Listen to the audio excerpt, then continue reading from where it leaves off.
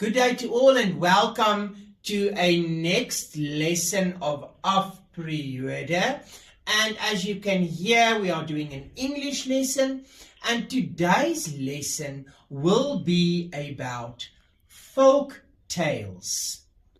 So throughout the year, we are going to do a little bit of literature, and we are going to do the theory of a novel or a poem or etc. And today we're doing folk tales. So what I want to start with folk tales is that folk tales are stories that are brought from generations in a family, told by grandparents, told by grandparents, told by grandparents. They are normally unique, and they have got characters in that are usually animals that can speak. The word folk means people.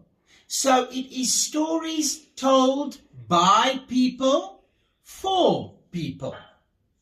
Folk tales are really easy to understand, and they also have a lesson at the end of the story, so that people and children can see what is the difference between right and wrong, and correct behavior and unacceptable behavior.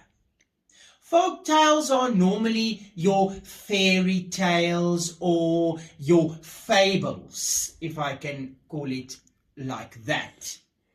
Folk tales do have tricksters in them. Normally one or two animals in the story will be a trickster, trying to trick the other characters in the story. Folk tales are really good for a child's imagination. To read a folk tale, to imagine the story, to see what's going on inside your mind, and picture all the characteristics that the folk tale has. I hope you enjoyed this lesson about folk tales, and that you will remember the theory, because it is important for you to understand the difference between a novel and a folk tale, or a folk tale and a drama. It's very, very important. So go and study these characteristics of a folk tale, and then I will see you the next Afperiode. Enjoy your break time. Goodbye.